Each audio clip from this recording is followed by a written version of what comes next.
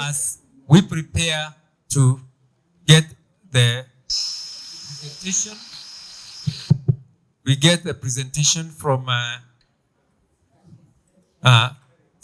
so Mr. Machete, you can take the floor as the agenda officer prepares. Karibu. Very much. Just very briefly, I just want to apologize.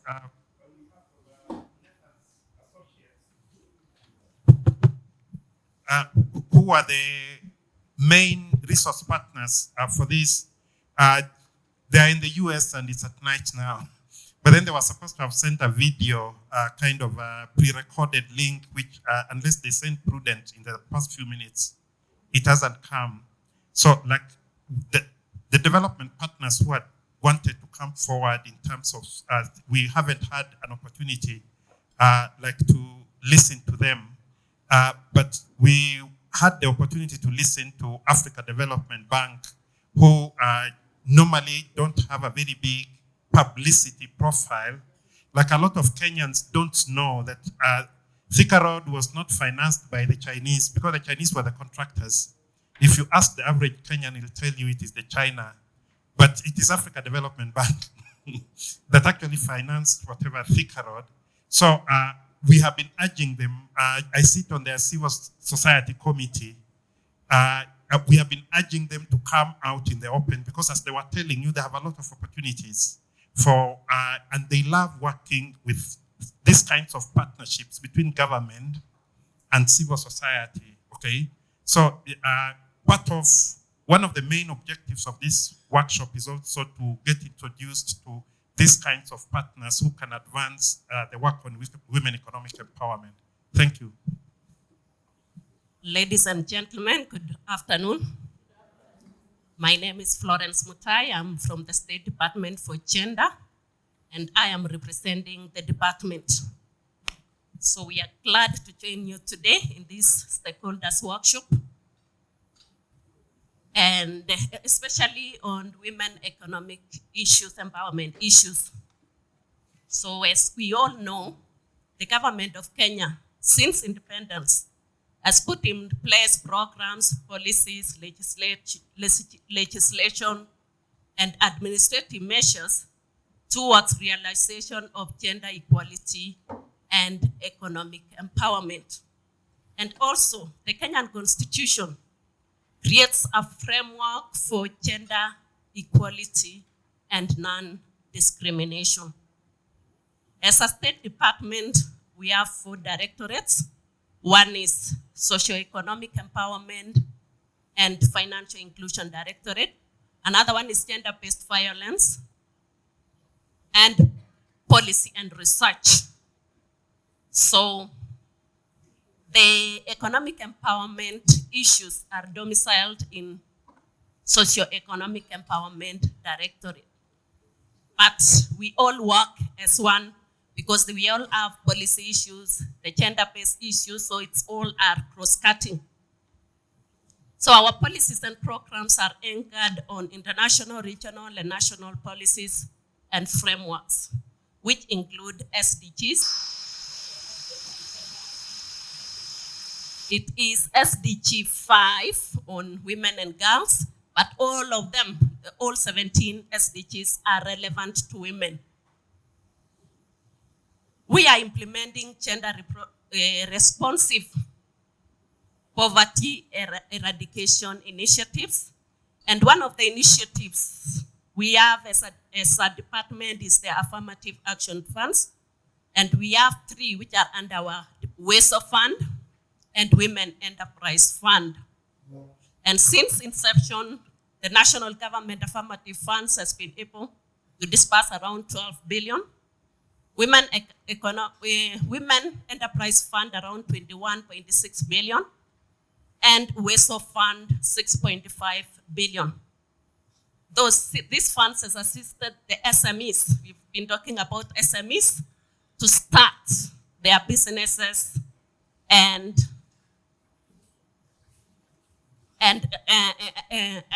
expand their businesses. To start and to expand their businesses.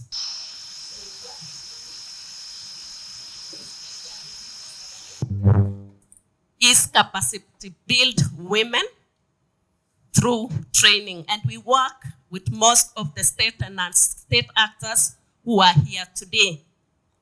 One of the programs we have is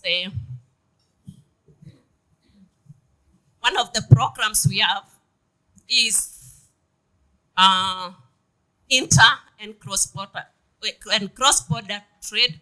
In this program, we partner with East African community and other civil societies. So we've been able to train women, a few women, not many, across the borders and across our borders, that is Uganda, Ethiopia, and Tanzania. As a directorate, that is now the Socioeconomic Directorate, also have gender sector working group, a subsector where we bring in stakeholders and we play a coordinating role. Most of us here are members of that gender sector working group, and we have 4 gender sector working groups, that is the socioeconomic and financial inclusion, 4 gender sector working groups, gender-based violence, peace and security, and leadership. So in these subsector groups, we bring in state and non-state issues concerning economic empowerment. And we have the National Gender Sector Working Group, where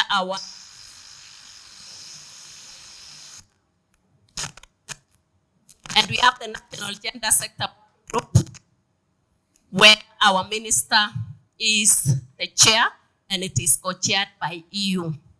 So that is what we do. We are glad to join you today in this stakeholders workshop, and we know that we shall engage, and whatever we shall come up with will assist us as a department in economic empowerment of women. We've also come up with a new program in which we mentor the young women behind.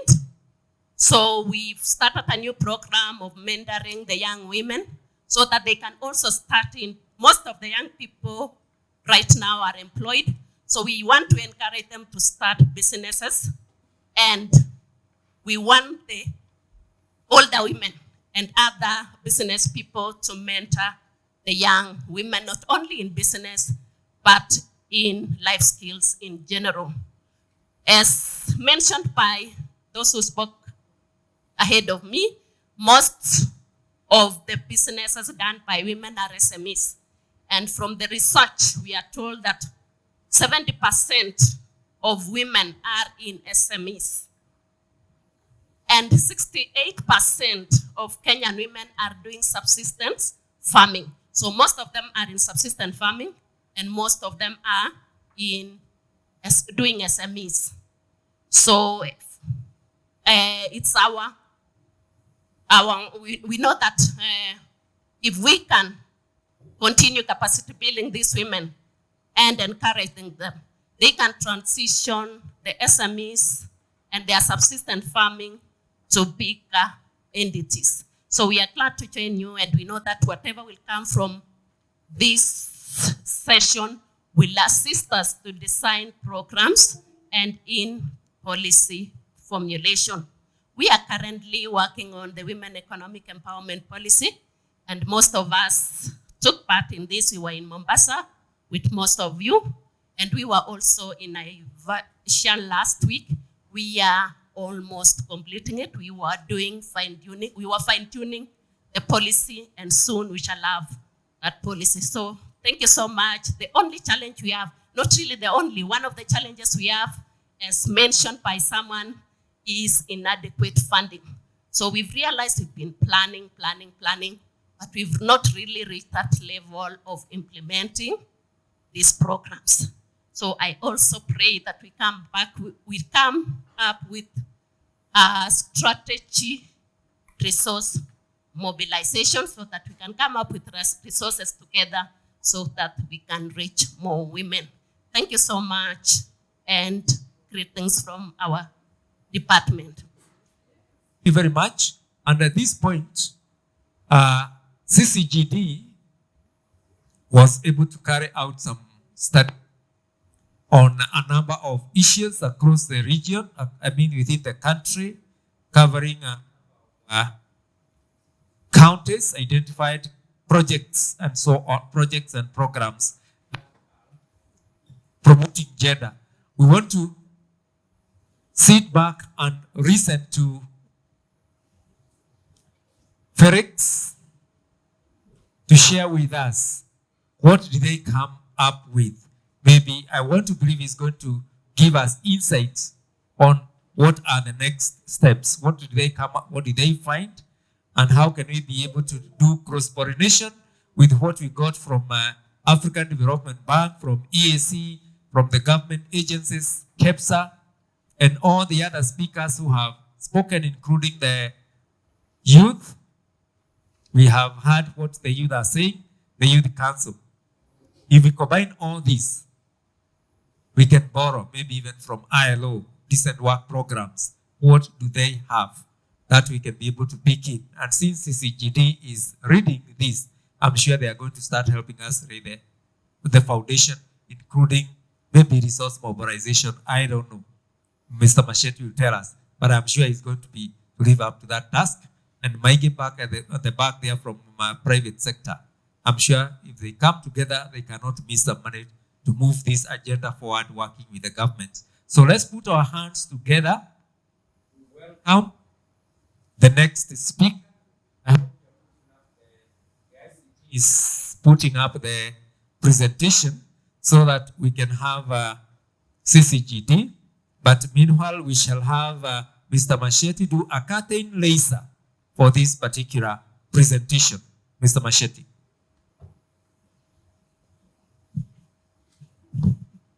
Thank you, Mwangi. I'll just in simple terms explain the study.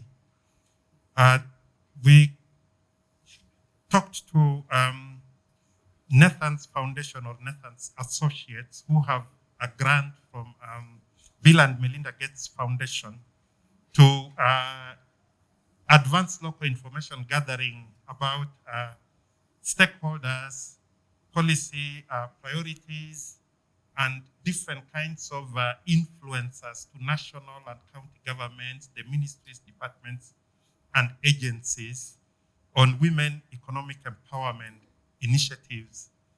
The reason for the study, we have mentioned this many times, and Africa Development Bank mentioned it, is that we don't even have information out there, at least enough information to understand what the government is doing, okay? So we have always, in our partnership with government, pointed out that this is even something that disadvantages them, because often government is doing so many things, but that information is not readily available. Okay, so the first thing was just to be able to document. I had explained earlier in the morning that the focus was on ministries, departments, and agencies at both levels of government that are not the State Department for Gender. Why? Because what the State Department for Gender is doing is better known on women economic empowerment, because that is where people go to look for information. And because it is the State Department for Gender and other kind of departments in the Ministry of Gender, they will be able to talk about that every time. What is happening practically is that most of the other government sectors and ministries actually do have programs or projects that have something to do with women economic empowerment, or they have something that has an objective on achieving gender equality, and often they work with women collectives. Women collectives are women groups, general ways in which women mobilize themselves. So the net was wide to catch all those programs and then be able to. So basically the first one was to document what are these projects and programs in these ministries, who is doing it, when did they begin, what tools are they using, how are they doing it, okay, what is the start date, what is the end date. So it was, if you like, fact-finding kind of a study, as opposed to an evaluation. Is not an evaluation, okay? It has evaluative, or if you like, some kind of critical comments on what the gaps are. This is the focus, like from what we got or what we did not get. For instance, if we felt that, Felix, you should be moving to present, or are you presenting from where you are? If we felt that there wasn't enough information, then this is put in the report as a gap. Lastly, on this, there are two reports. What you have is a very brief summary.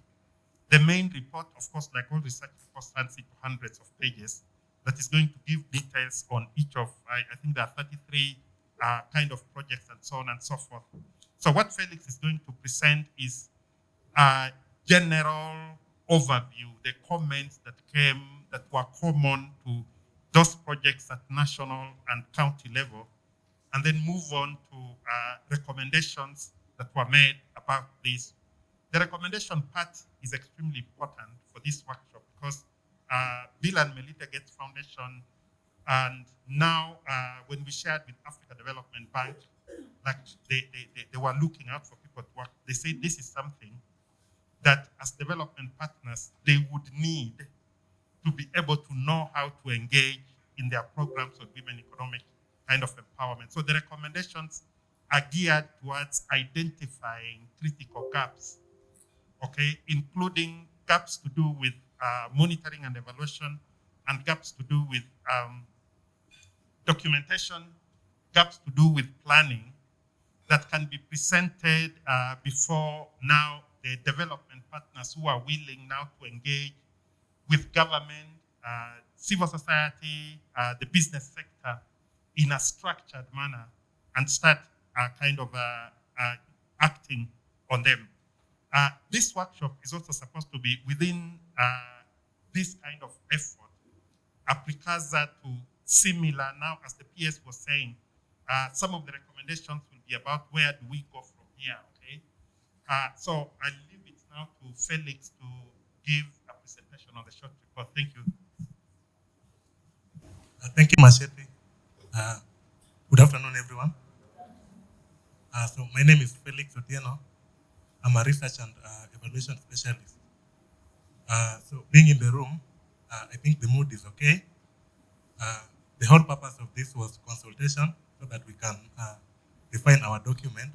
And I believe that is going on from the previous speakers. Everybody has said something that will inform this report. So I think Machete has given a clear overview and background of what we did in terms of developing this stakeholder roadmap.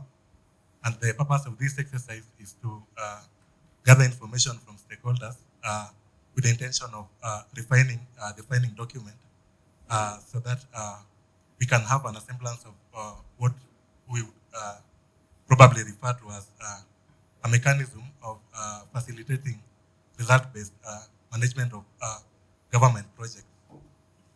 So probably I would go straight to the specific objectives of this analysis. Specifically, what we sought to gather was number one, relevant stakeholders within the national and county government. That is particularly champions of challengers that was outside the Ministry of Gender, and I think Machete has given a rationale for that in terms of their oversight role. And then we needed to assess analysis of work that has been done.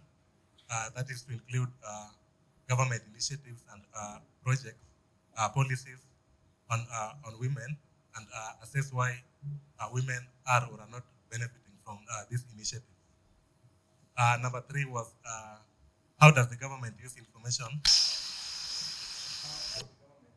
collects and use information, that is data, disaggregated by sex. We know this is very important in terms of programming. For example, if you want to compare your beneficiaries, you have a set of beneficiaries. And we know the government, in its implementation of projects, in most cases, usually lump sum beneficiaries. For example, the category you call youth, women, and people living with disability. So in terms of gender disaggregation of the data, it would be important to have that category so that you know, in terms of impact, in terms of resource allocation, what goes to specific categories of people. Number four was to identify the approaches that are currently in place for women economic empowerment, women economic collectives, and gender integration. That is within the government. And then we wanted to outline how the budget process operates and who are the influential stakeholders in decision making, and how this affects resource allocation for women economic empowerment programs. And also, we needed to consider how the government is engaging women in the COVID response and identify opportunities for further integration. So in terms of the approach, we had a two-pronged approach for this process, but specifically the key areas were planning, where we defined the purpose of this analysis and outlined the results that we envisioned when we were conducting this exercise. We also did some literature review in which we identify the key stakeholders that we intended to engage further, and then went further to do data collection, which primarily we conducted through review of available literature. And then we had key informant interviews where we were speaking to key stakeholders in terms of just trying to corroborate the information that we gathered through the literature review. We analyzed this information. We tabulated the list of projects and key stakeholders that we gathered, and then that is what informed the development of this report. So in terms of scope, we reviewed a total of 33 projects. That is 13 national projects, 10 county projects, and 10 regional projects. And at this stage, I would say Machete would agree with me that when we were doing the planning for this, I think we underestimated in terms of how the government worked. We thought this is an exercise that would just be about listing stakeholders and then asking them to send forth information. But then we realized in terms of coordination, in terms of information dissemination, the government really didn't work like that. So when reviewing the 33 projects, what we did is we captured specific information on the projects that would have guided how these projects are documented in terms of trying to elaborate and trying to find out what is it in terms of documentation and in terms of development of a logical framework that we know is very important in evidence-based project management. So we collected information about names and titles of projects, who are the implementing agencies, what are the start and end dates, who is funding the project discrimination in terms of activities and interventions that were done, how the project was implemented, how performance was measured, and the overall impact and outcomes that the project had on women economic empowerment, women economic collectives, and gender integration. So in terms of coverage, we looked at national projects.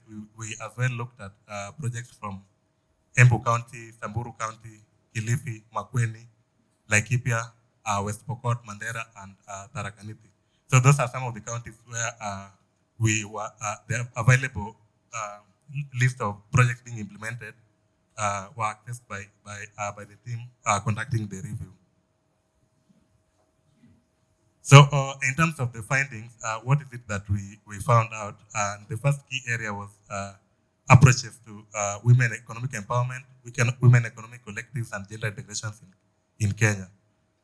So the first thing is we got an idea of what are the key instruments and supporting mechanisms that guide women economic empowerment in Kenya. So we looked at international instruments. We have quite a number of them. We also looked at the regional instruments, which quite a number of speakers have spoken about today. And then we also looked at the national instrument in terms of the constitutional requirement and several pieces of legislation that guide women economic empowerment in Kenya today. So we did number 14.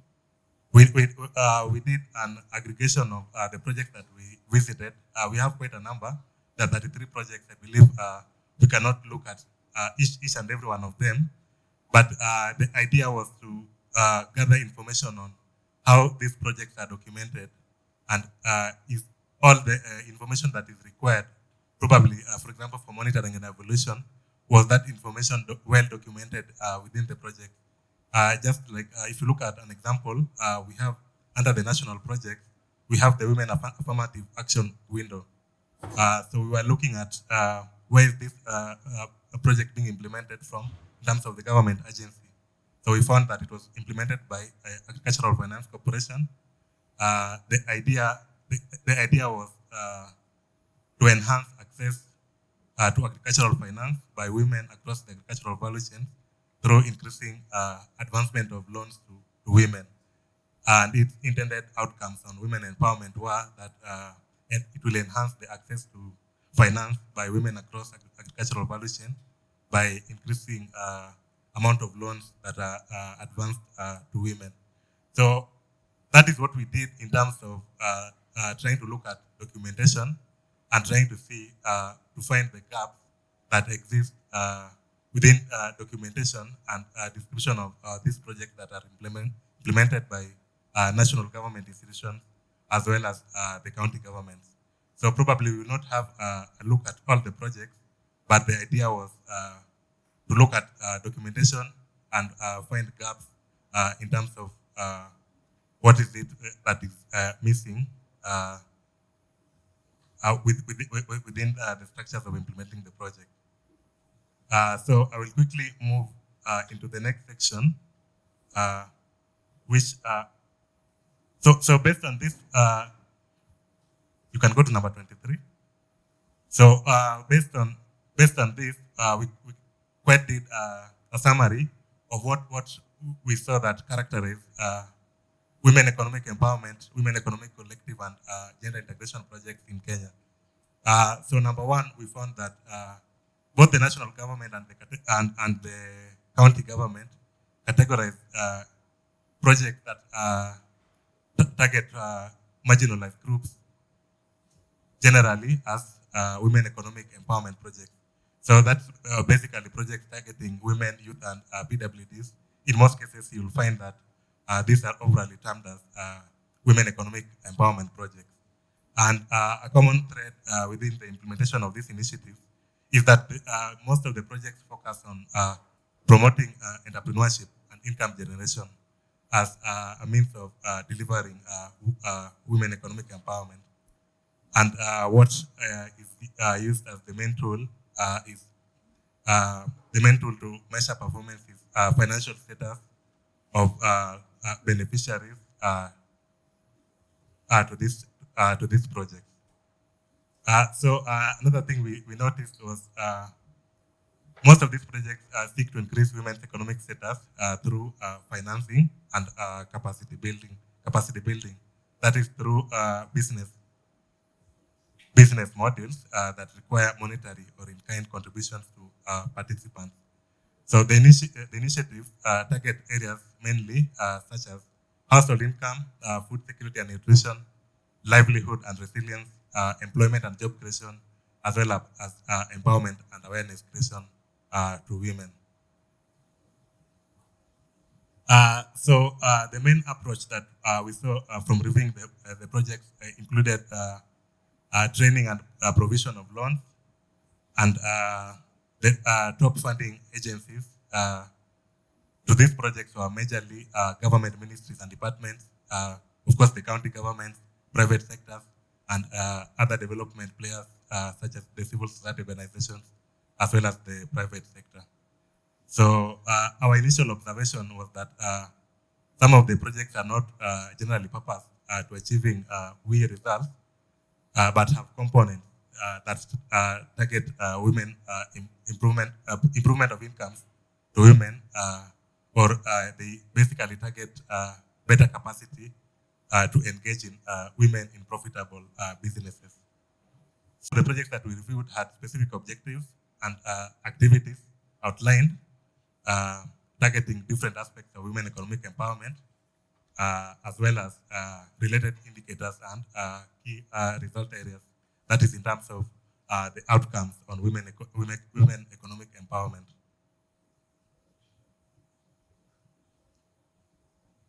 So then, what are some of the shortfalls that we discovered from this project that is across the national and the county government? Number one is the issue of documentation. So ideally, most of the projects were not available online.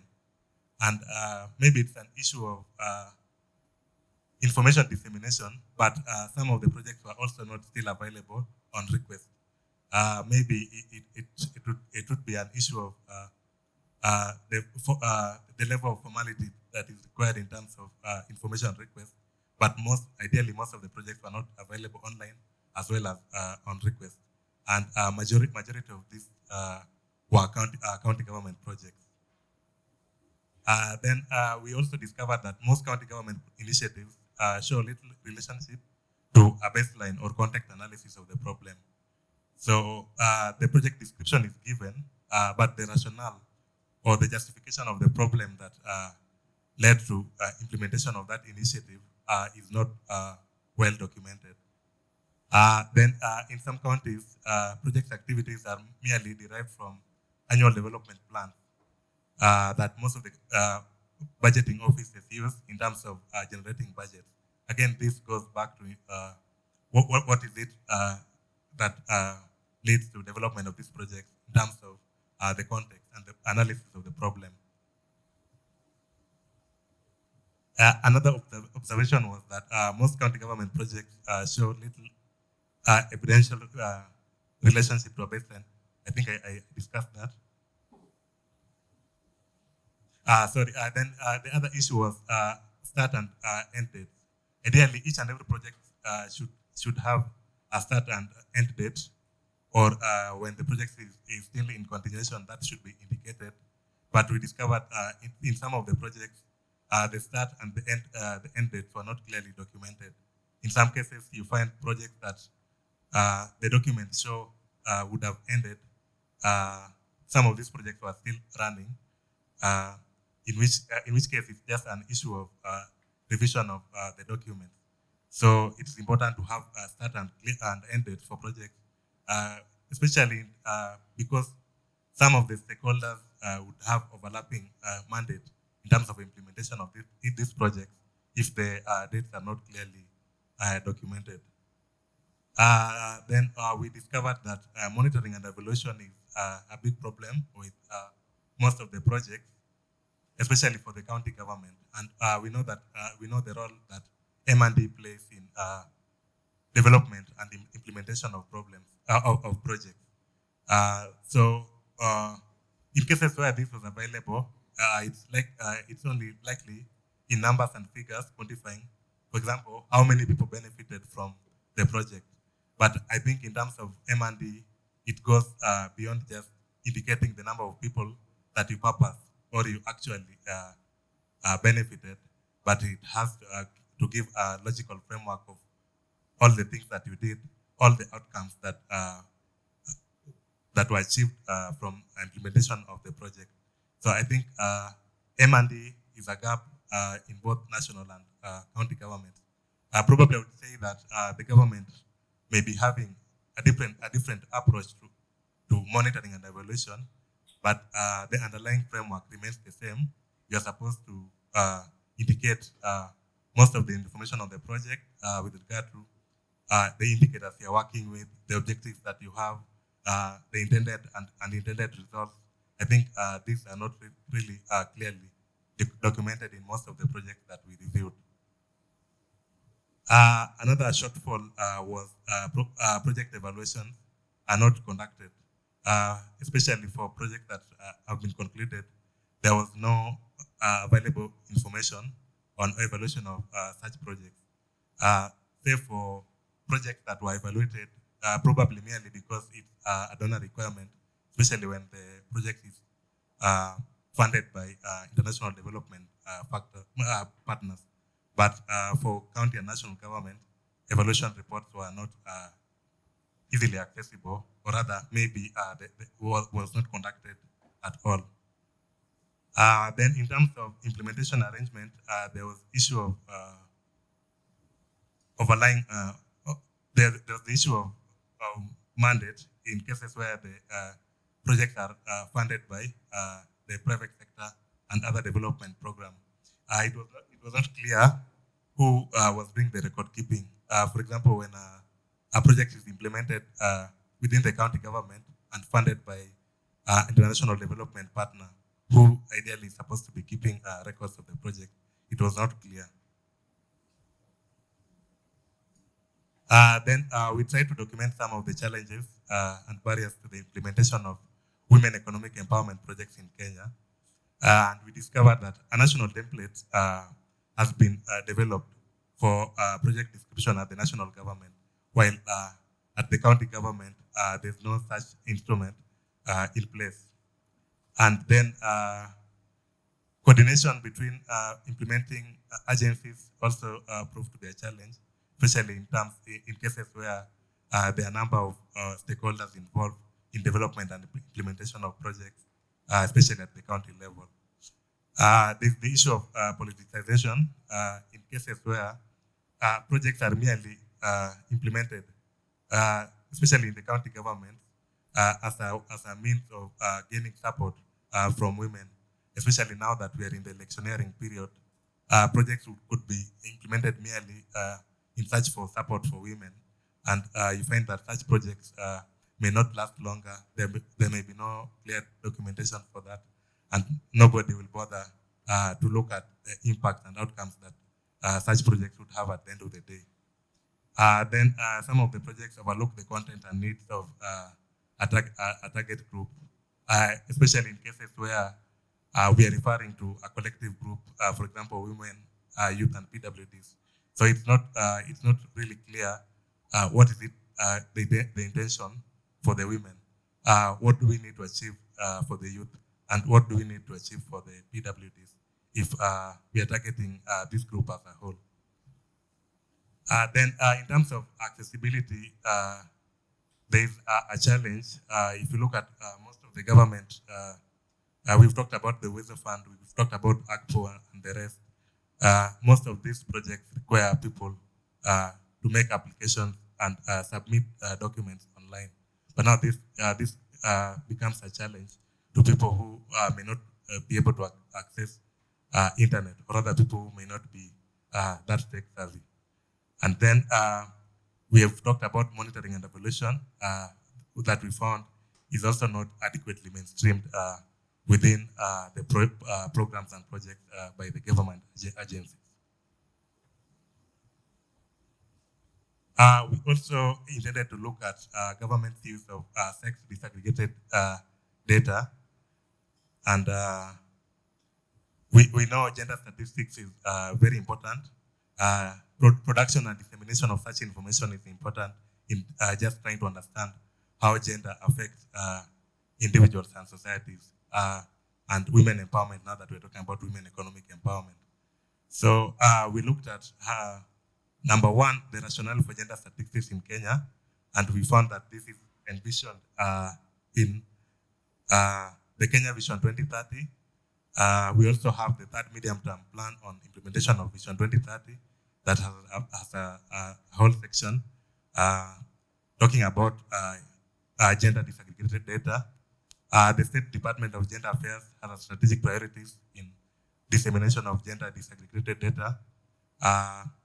The Kenya National Bureau of Statistics and the United Nations Development Assistance Framework.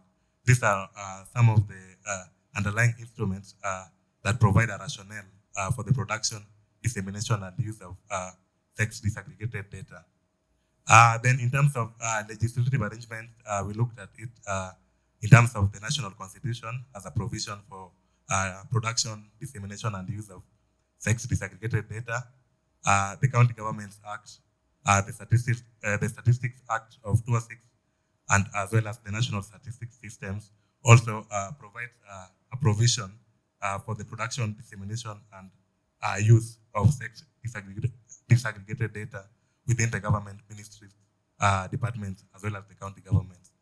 And then we found that currently production of such kind of data is mainly done by the administrative and institutional data.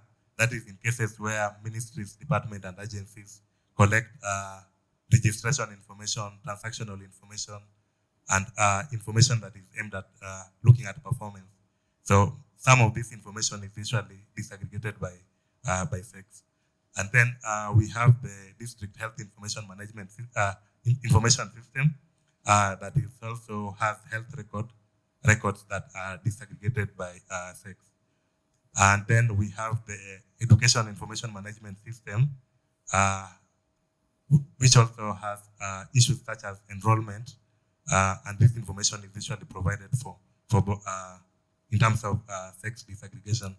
The civil registry and the Kenya population census is also a key source of data that we would say is segregated. In terms of resource allocation, we also found that there was a challenge in terms of adequacy of the resources that are allocated to gender-related statistical activities.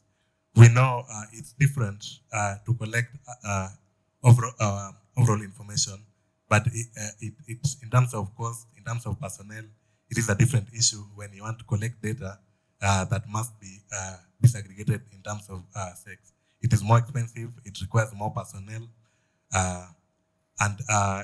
which is also a challenge that we identify in terms of staffing, that is within the Kenya National Bureau of Statistics, and staffing especially related to issues of statistical activities within the ministries, department, and agencies.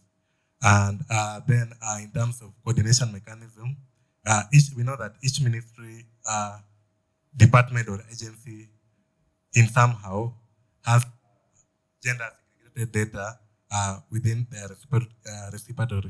But we know in terms of coordination, we saw a gap in how each ministry, department, and agency could share the information with their partners for their use and consumption. So those are some of the challenges that we found that currently the government face in terms of trying to produce and maintain sex disaggregated data. We also look at the budget process and how it influences activities and women economic empowerment. Ideally, the budget process flows in four key processes. That is number one, formulation, where the executive through the national ministries and county departments steers this process. The treasury and the county are key players in terms of budget formulation.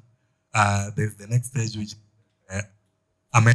approval, that is by the national and county assemblies, after which the budget is implemented, and it's returned, where it's returned for the executive for implementation after both the assemblies review the process. And then the last stage of it, which would be audit and evaluation. And we also saw that public participation and sector hearings is a key process that is involved in terms of the budgeting process. Whether it's done or not done is also something that we review and had shortfalls with. So currently, how does the government track spending on WE? And we know that there's the issue of performance contracting developed within the ministries, department, and agencies in terms of trying to assess the goals in terms of dealing with gender equality within these ministries. So performance contracting does not only look at performance in terms of what is done, but it also rewards and attaches sanctions to attainment of the goals that are realized within some of the indicators that are provided for. So a reporting of performance indicators is done, and this allows the government to maintain evidence that can be used for future planning, and that planning would include planning for initiatives on women empowerment and gender at large. So we know NGC has developed quarterly progress reporting format on gender mainstreaming, which looks at key issues that would include staff capacity, development, and sensitization. We'd also look at baselines and benchmarks and compliance. That is, for example, with the 2/3 gender rule. There's the compliance with the public procurement policies. There's the gender benefit, where you look at the benefits that goes to each of the targeted beneficiary groups. There's the requirement for the MPS to submit data on the total number of employees by job group. And it also requires the MPA to provide information on the presence of institutional policies addressing gender-related issues. So these are some of the processes put in place by the government in terms of trying to track the much that is spent on we in Kenya today. So the major constraint that was coming out in terms of whenever the government to track spending on we,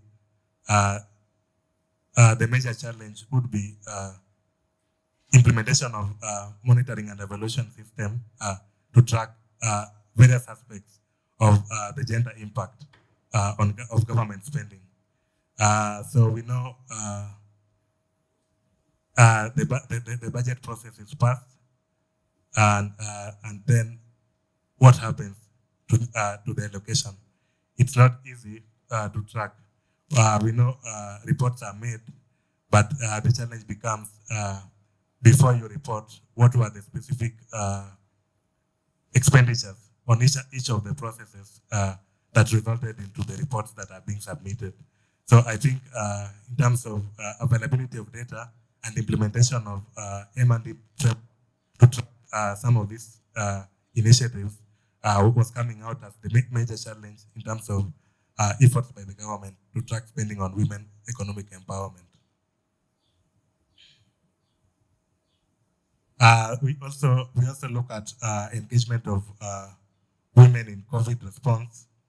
The government responded through both health and livelihood measures. And number one measure was the government was trying to protect households through the use of cash transfer programs that included social protection fund for the older people, orphans, and those with underlying health conditions, cash transfer program for the most economically vulnerable populations that included people living with disabilities. The government also supported on farms. The Ministry of Public Service and Gender initiated a program that was aimed at doing an inventory of female-owned enterprises that suffered some kind of financial constraints during the COVID-19 period. And the ministry was doing this with the purpose of trying to bail out some of these women-owned enterprises. Through the National Hygiene Program, the government was also trying to boost youth employment. A number of significant proportion of those that participated in the process were women through the Kazi Mtaani program. The work from home would also be considered as something that the government did that would protect women in employment, especially government officials who the age of 58 plus and those who had underlying health condition, so that they could continue engaging in income earning activities outside outside the offices. And then, of course, there was the tax relief measures that definitely women who are who are earning income at the time would have benefited in terms of reduced tax burdens. So those are some of the avenues that we found that the government used in terms of trying to engage women in responding to the COVID-19 pandemic.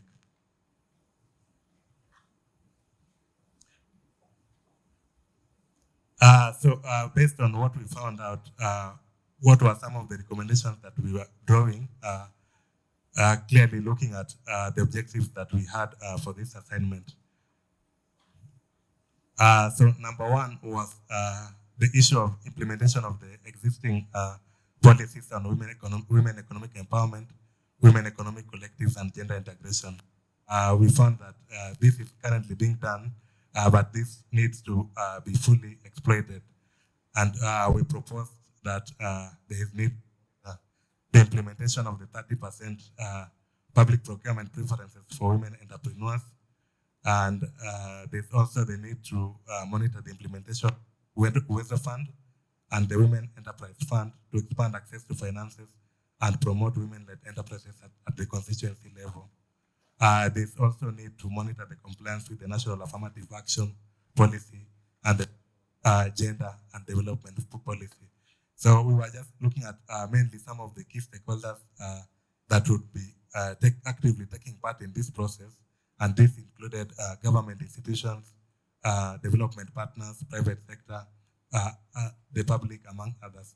And some of the key institutions in this area we envision to be the National Gender and Equality Commission, the National Treasury, Vision 2030 Secretariat, the State Department for Gender, the State Department for Planning, Wealth Fund, Women Enterprise Fund Committee, among other key stakeholders. Number two was on the issue of government tracking of women economic empowerment, women economic collective, and gender integration initiatives in Kenya. So we found that there's the need to enhance and support the systems that the government use to generate quality data that would assist in tracking these initiatives.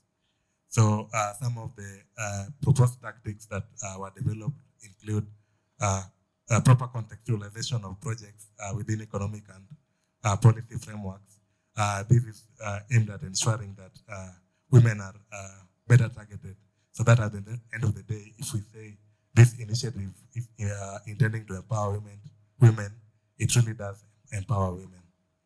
The issue of monitoring and evaluation of projects also came out, and we recommend that there's the need to establish realistic, to establish baseline information and realistic targets as part of project documentation for some of the implemented by the government institutions and the governments. In terms of coordination, there's the need to coordinate the various implementing agencies of WE, that is both at the national and county level. There's the need to develop a national and county template that would assist in obtaining WE project descriptions. When we were engaging in this process, earlier we thought that you would if you go to government ministry of department, you probably could just provide a template and the information would be fed on you, but it will be fed for you in the template. But we discovered ideally things don't work that way.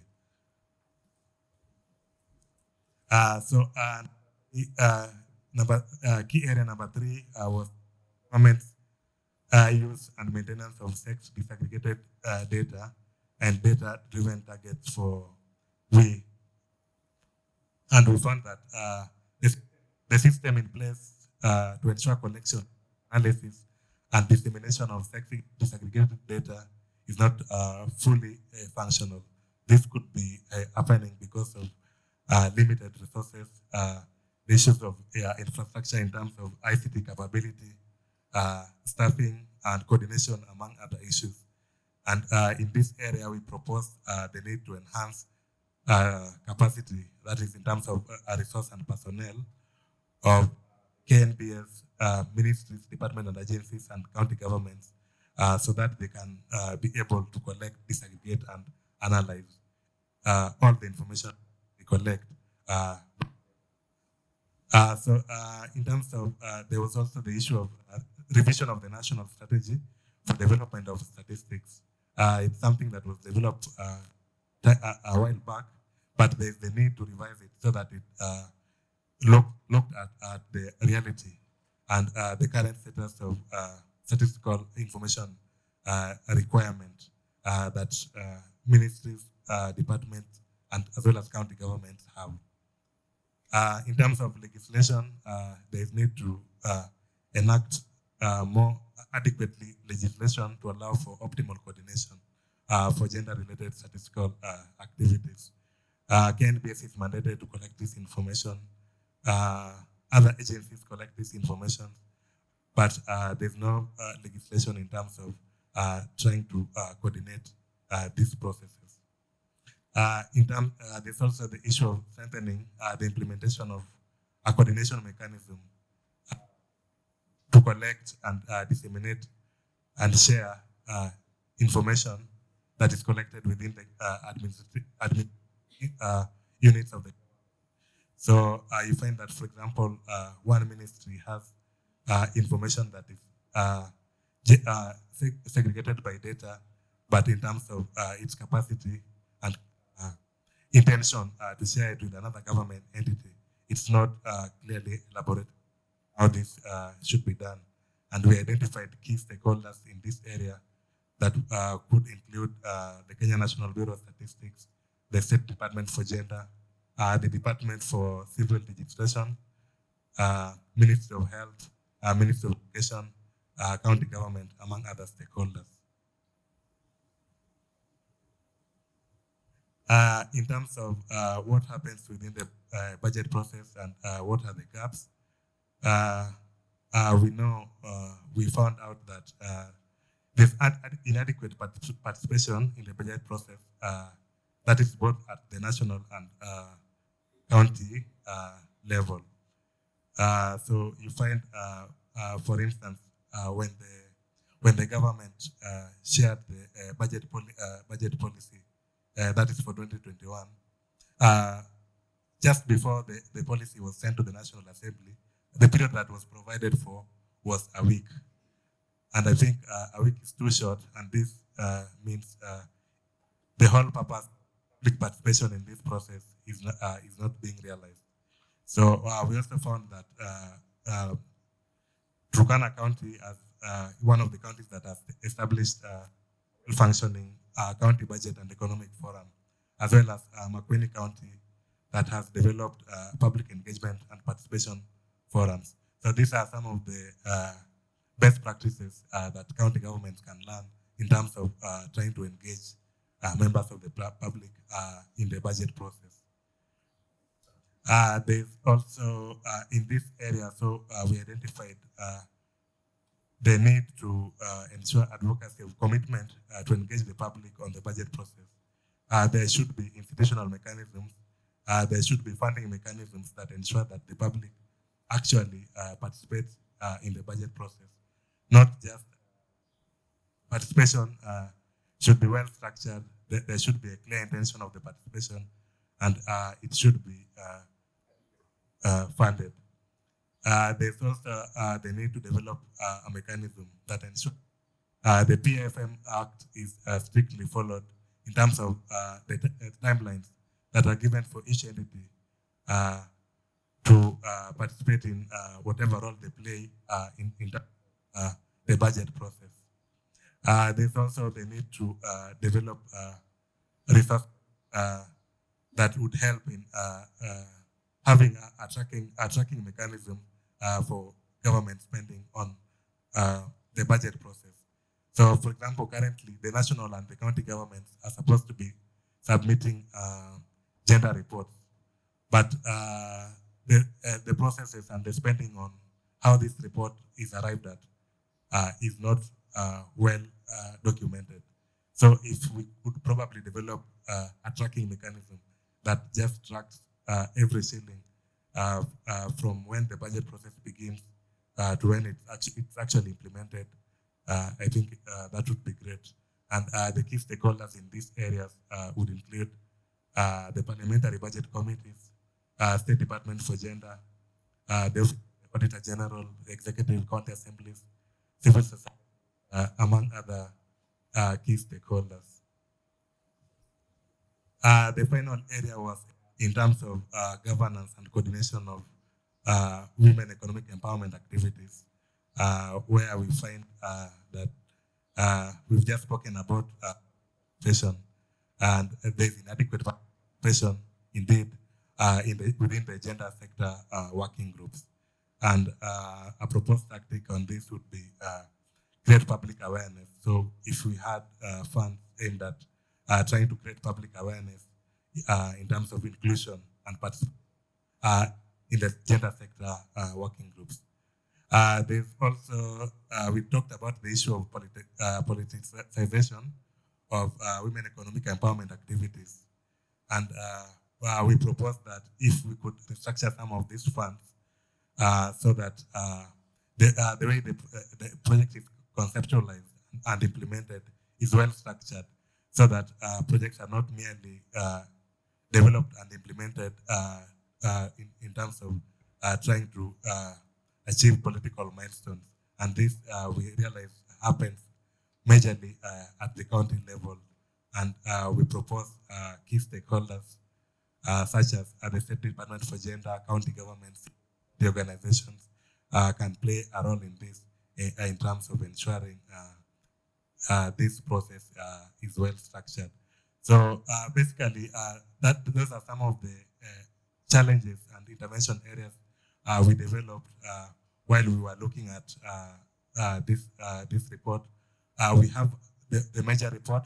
This just gives key highlights of the information that we gathered, and we do appreciate and plan that your consultation in this process will be able to feed some of the gaps that we have identified.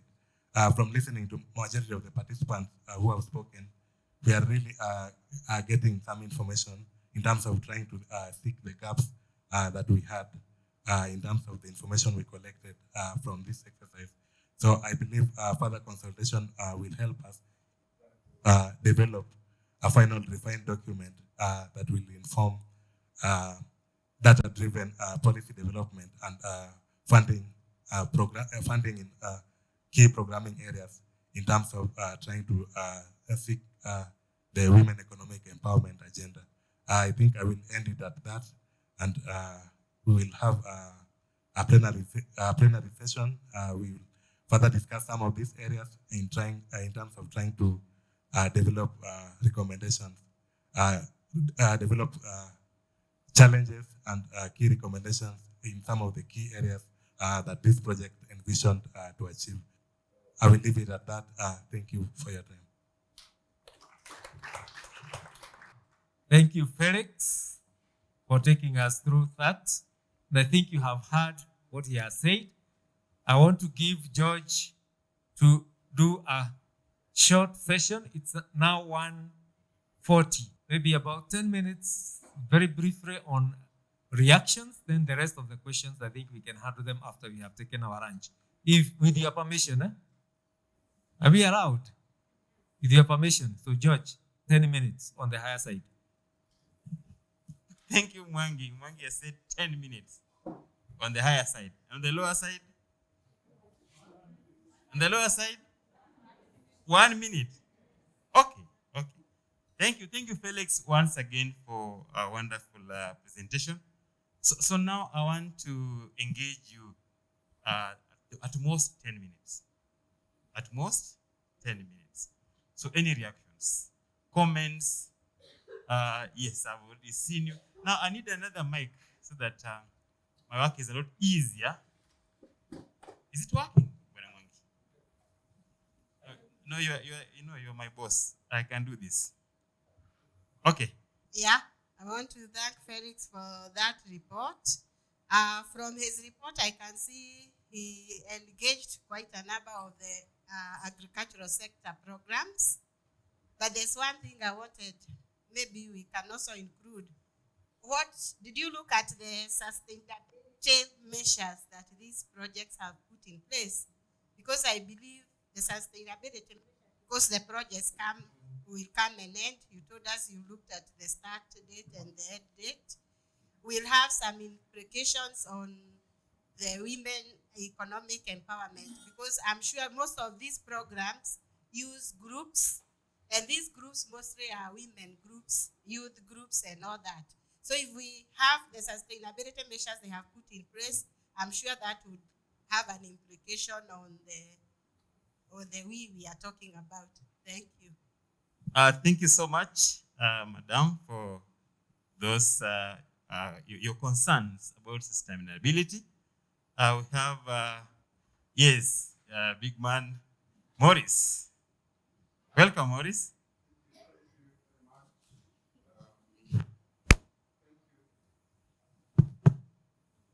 Thank you very much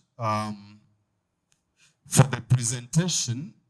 I have a big question. I'm a big man. And this is a question about commitment, because I think when you look at a lot of what is being done on the gender front, you realize that some of the key motivation seems to be, deriving from international instruments, and then, of course, percolating down to the national level, and so on and so forth. So there's the old question of whether we have seen over the years a shift in terms of actual commitment. I know, for example, I hope we still remember that the 2/3 gender law so far has not been actualized. And it may well not have a lot to do with the we, but we know that questions of leadership, particularly in the political arena, also have significance when it comes to issues of development. Secondly, and related to that, you've talked about quite a number of weaknesses or challenges, M&D,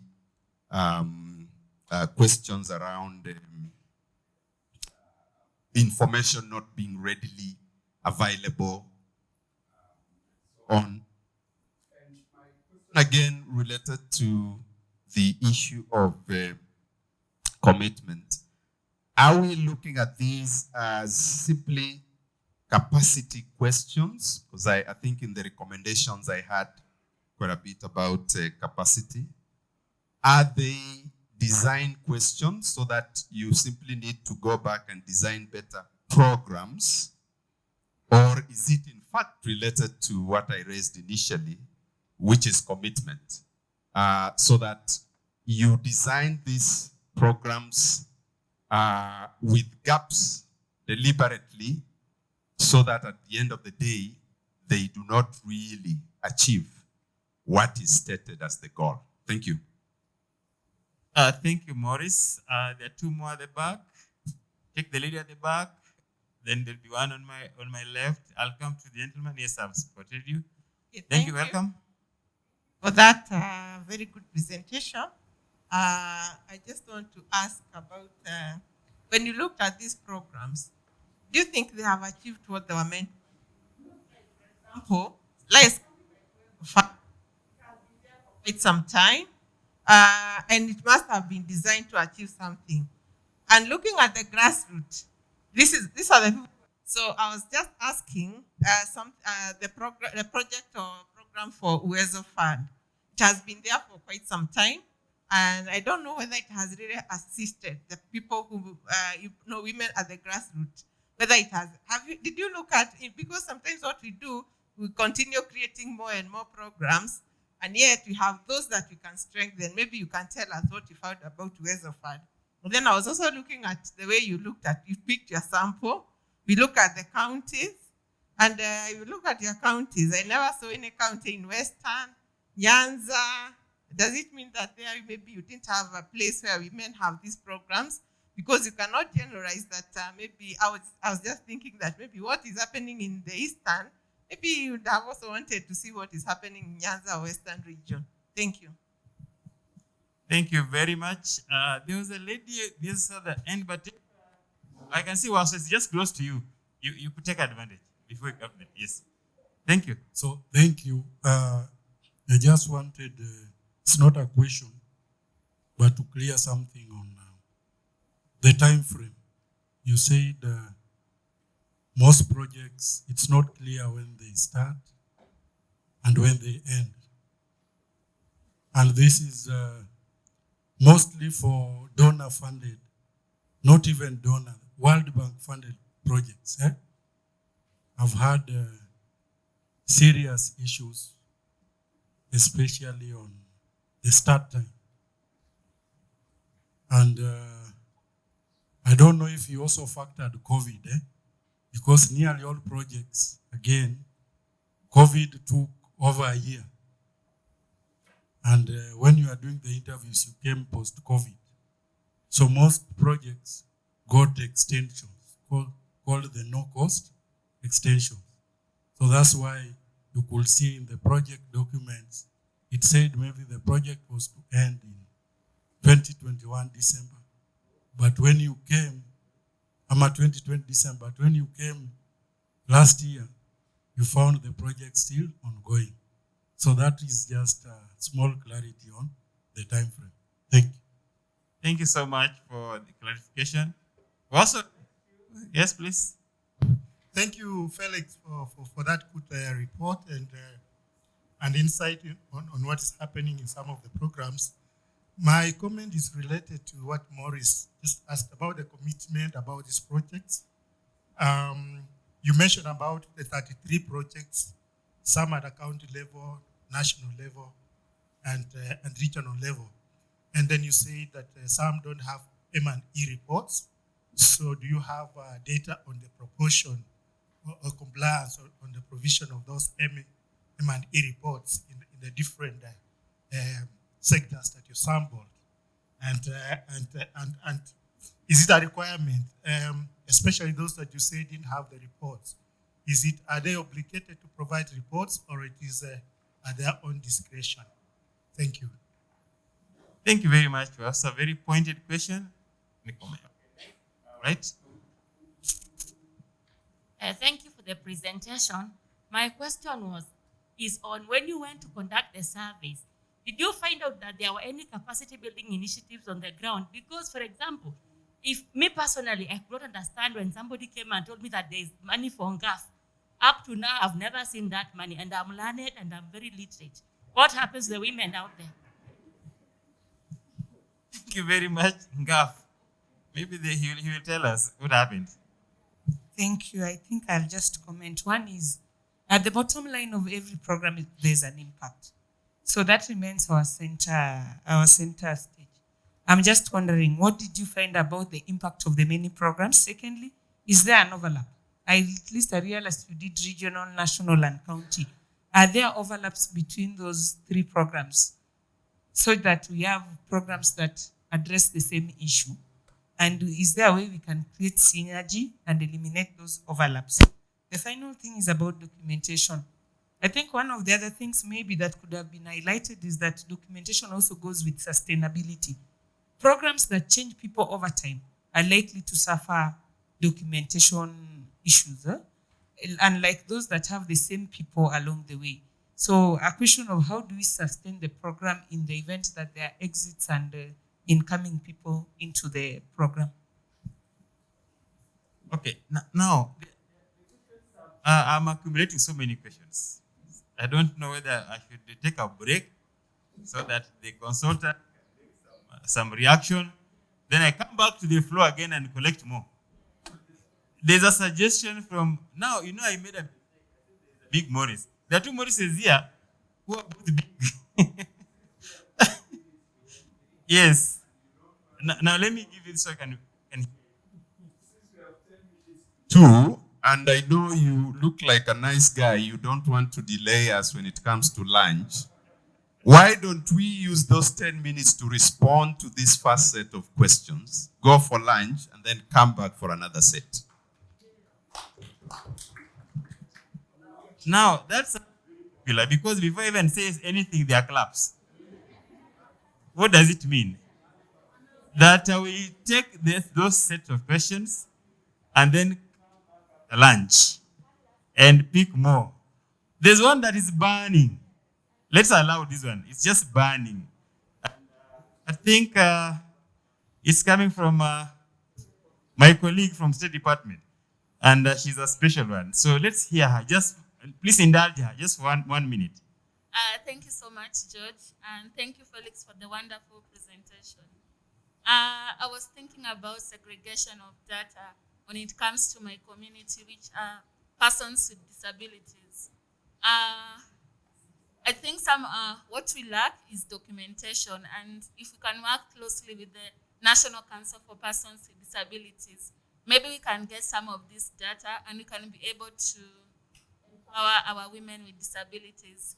And I think I'll also want to thank the government. I was a beneficiary of the cash transfer. It's workable. Though there was a challenge because at some point they did not get the right PWDs who are qualified to get the cash transfer. And also another thing, I'm also a beneficiary of the government incentive of working from home. So thank you so much. Thank you so much, Evelyn. You've confirmed that those affirmative action funds actually work. She's a beneficiary. And, she's my colleague. Yeah, you may not know that, but she's visually impaired. Yes, but she's my colleague. We work together in the same office. So now, good people, this is what I'm suggesting. That now that Maurice, the big one, though there are two Maurices, and they're both big, we're talking about lunch. So I'm suggesting that we go for lunch. Then when we come back, the first thing we'll do is to make a response to the concerns, then pick up more, then wrap up that session. Is that okay? Machete, please, if you could give a quick response. Thank you. I was involved in some of Mangi. So that the Ushanga one, yes, we looked at it. And thanks for bringing it up. The documentation kind of findings appliedly. I must confess, I've had a long acquaintance with it. It was at the State Department for Gender before.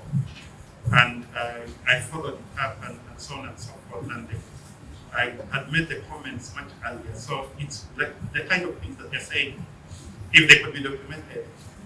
And specifically, talk about this group where, but then just for purposes of understanding, the kind of findings that, but one of the problems in the documentation also is telling the difference between the investment of government or the project kind of implementers, or rather the project leaders in terms of the input. What sort of support, what are the structures that are being put into place? How is this going in terms of planning? If it is there, there are a lot of gaps. What you find, in fact, it was one of those projects we mentioned in the collectives, that there is excellent use of women economic collectives because it's done by women in groups and so on. But then when you look at now, what is the investment on the part of the government, on the part of the people supporting them? Either the information is not there, or forgive me, someone might conclude that they are taking advantage of women. Women are taking more out of them than they are putting. You get what I mean? So either it is not documented, or they should be. For instance, what you find from reading the reports is that it's much more the traditional skills of bidding that are duplicated, and there's nothing wrong with that, okay? But what else is being done to the song in the morning to bridge them now from that traditional bidding to, so generally this, and most of it is because of gaps in information. The other thing that we can have a discussion on the sidelines later. The other thing that we'll comment about is what was said about contracts. Construction industry, the nearest we got to it was in AGCO. AGCO presents, in my view, perhaps the best opportunity women and youth and marginalized groups have ever had to participate in improving themselves. Government procurement is a huge industry.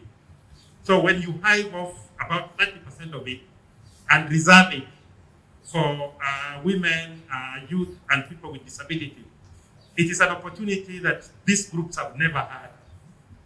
Okay?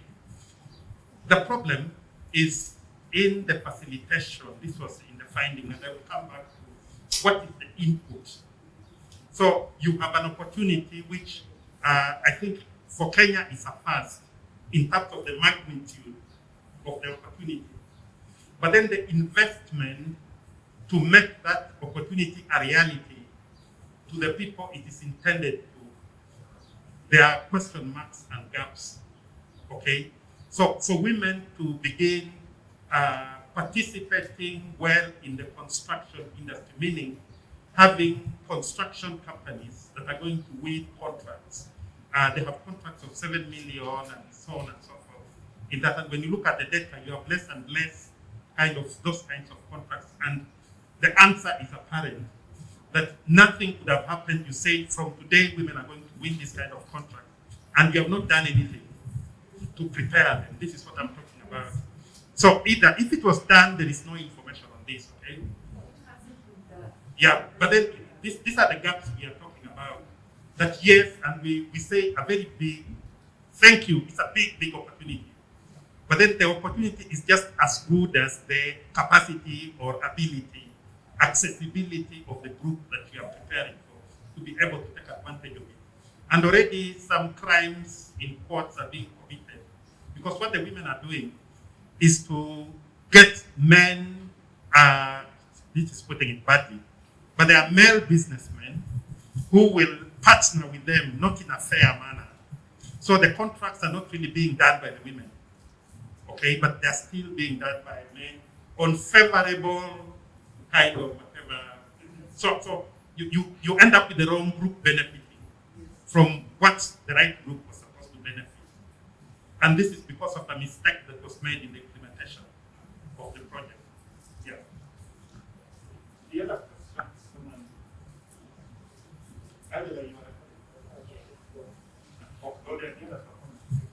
yeah, maybe Felix, you want to say something in addition? Thanks, Machete, for the response. There was a question on public participation, where we noticed that in the financial year 2021-2022, 2020-2021, there was a 1 week window given for the public participation exercise. And the question was whether it's sufficient window. I think there would be no clear answer to that. But if you look at public participation, for an efficient public participation to be in place, first of all, there must be the clear intentions of the process in itself. And that would entail things like sensitization of the public.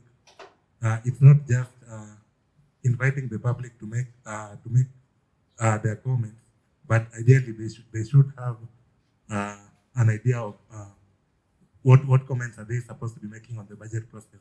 And that would entail things like creating the structure in itself, in how the process will, how will it be, what will be the indicators of a successful process.